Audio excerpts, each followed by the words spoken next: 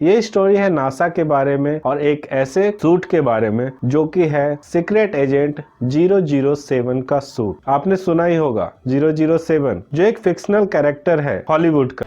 My name is Bond. Bond. Bond. Bond. Bond. Bond. James Bond.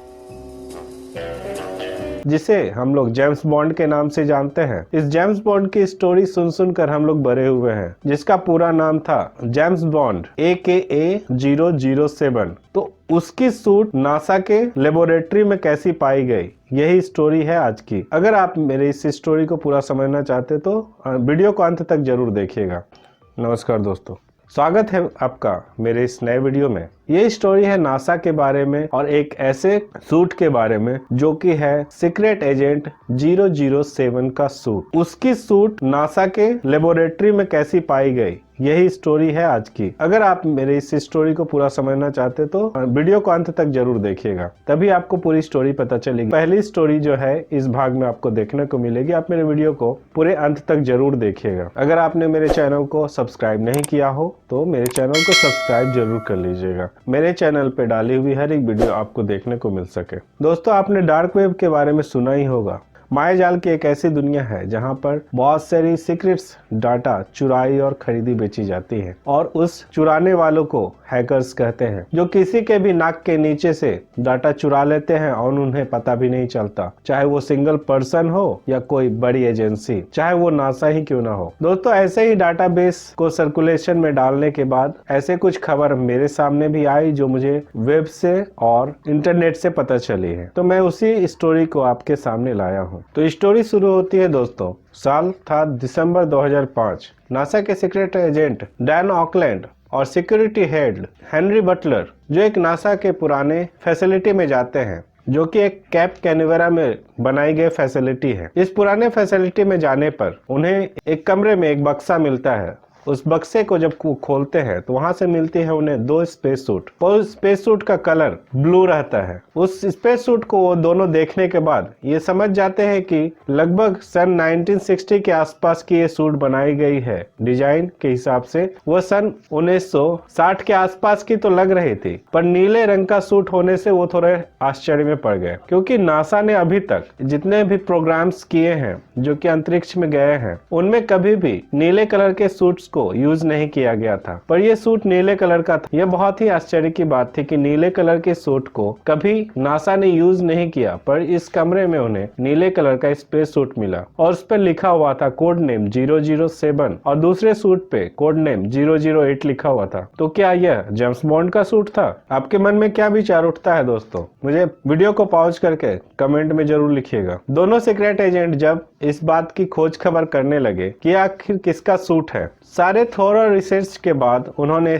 Investigation के बाद उन्हें एक बात का पता चला कि कोड नेम 007 का ओनर तो उन्हें मिला नहीं, बट दोस्तों एक बात है, 008 का ओनर मिल गया। जब वे इन्वेस्टिगेशन कर रहे थे तब उन्हें ये 008 नाम का एक यूसेफ पायलट, मतलब एयरफोर्स के एक पुराने पायलट का पता चला कि ये यूसेफ के एक पायलट का है, और नासा के फैसिलिटी में ये सूट रखा हुआ था। तो उन्हें थोड़ा सा आश्चर्य हुआ कि नासा के फैसिलिटी में ये एयरफोर्स का सूट होने का क्या कारण हो सकता है, जबकि ये उस समय का सूट था जब नासा नई ही बनी थी, और नासा से यूसेफ पायलट का क्या लेना देना हो सकता है दोस्तों? सोचने वाली बात थी। थोड़ा इन्वेस्टिगेशन करने के बाद उन सीक्रेट एजेंट्स को ये पता चला कि 007 सूट का कोई ओनर ही नहीं है, जबकि 008 जो कि सूट नंबर था उसका ओनर आखिरकार उन्हें मिल गया। वो सूट था Yusuf pilot lieutenant Richard lawyer का। जी हाँ दोस्तों, लेफ्टिनेंट रिचर्ड लॉयर जो कि यूसेफ के एक पायलट थे।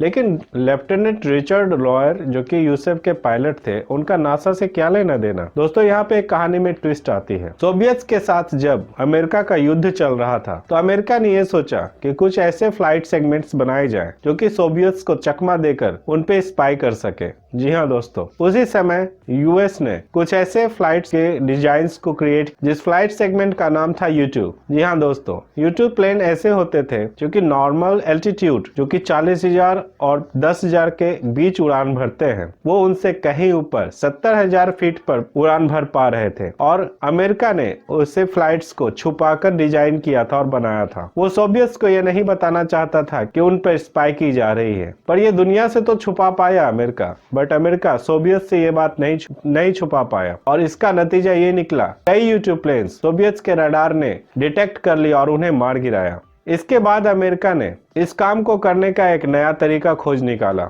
जो कि था सिविल एविएशन के आर में कुछ ऐसे स्पेशल काम करना, एक स्पेशल प्रोग्राम्स को करना जो कि लोगों के नजर में और दूसरे देशों के नजर में ऐसा लगे कि वह स्पेस से जुड़ा हुआ प्रोग्राम है। और दोस्तों, उस स्पेशल स्पेस प्रोग्राम को बनाने के लिए ही डिजाइन किया गया नासा को। तो दोस्तों, नासा को लगभग 1958 में बनाया गया था। तो दोस्तों, कहानी में यहीं से ट्विस्ट आती है कि जब सोवियत्स ने U2 प्लेन्स को मार गिराया, तब अमेरिका ने सोचा कि 70,000 फीट से भी ऊंची उड़ान वाली कोई फ्लाइट बनाई जाए या कुछ ऐसे काम किए जाए जिससे जो दुश्मन देश हैं उन पर नजर रखी जाए। इसीलिए एक सिविल एविएशन के आर में वो इस काम को कर सके, इसीलिए एक संस्थान को फॉर्म किया जिसका नाम था national aeronautics and space administration, यानी नासा। जी हाँ दोस्तों, नासा का गठन इसीलिए किया गया था कि वो सिविल एविएशन के आर में, स्पेस प्रोग्राम के आर में कुछ ऐसे काम कर सके जिससे और देशों पर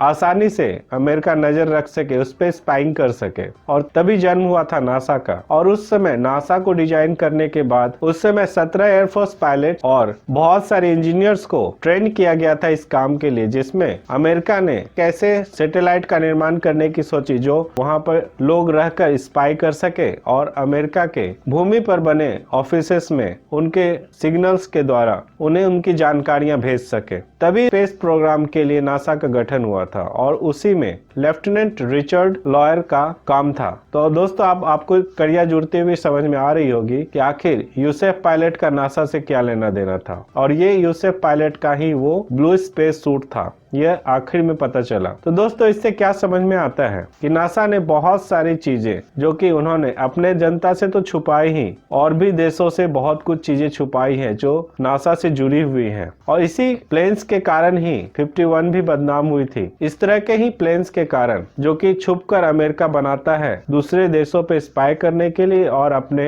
हथियारों के डेवलपमेंट के लिए, जिसमें से कुछ फैसिलिटी एरिया 51 में बने हुए हैं, जो बहुत ही गोपनीय अंडरग्राउंड फैसिलिटी है। आगे चलकर नासा ने एक MOL प्रोग्राम को तैयार किया। नासा के MOL प्रोग्राम के जरिए कुछ ऐसे सैटेलाइट्स का निर्माण होने वाला था जिसके जरिए वो दूसरे देशों पे स्पाई कर सके, और वो MOL सैटेलाइट्स धरती के ऊपर अंतरिक्ष में मौजूद रहे और उस पर बैठे इंसान सभी जगह के स्पाई फुटेज अमेरिका को भेज सके। इससे आपको ये समझ में आ गया होगा कि अमेरिका एरिया 51 और नासा के आर में बहुत सारे ऐसे काम करती आ रही है जो कि वह दुनिया से छुपाती है, और वह अपने इंटेलिजेंस और अपने आर्म्स फोर्सेस को बेहतरीन बनाती आ रही है। इसके अलावा भी बहुत सारे सीक्रेट्स मुझे पता चले हैं जो डार्क वेब, इंटरनेट और भी जरिए हैं जिससे मैं इनके बारे में रिसर्च करता रहता हूं। तो दोस्तों, इस स्टोरी में अगर आपको कुछ जानकारी मिली हो और ये वीडियो अच्छा लगा हो तो आप मेरे वीडियो को लाइक जरूर कर दीजिएगा और दूसरों को शेयर भी कर दीजिएगा। साथ ही जिन्होंने मेरे चैनल को सब्सक्राइब ना किया हो वो मेरे चैनल को सब्सक्राइब कर ले। तो दोस्तों, मिलता हूं अगले स्टोरी में जो नासा के सीक्रेट से जुड़ी हुई है। जैसे मैंने आपको बताया था, चांद की सतह वाली फोटो जो मुझे डार्क वेब से मिली है, उसके बारे में आपको अगले वीडियो में पता चलेगी। तो मिलता हूं अगले वीडियो में दोस्तों, आप मेरे अगले वीडियो को भी जरूर देखिएगा। तो उस रहस्य को जानने के लिए अगले वीडियो में मिलते हैं दोस्तों। तब तक के लिए धन्यवाद।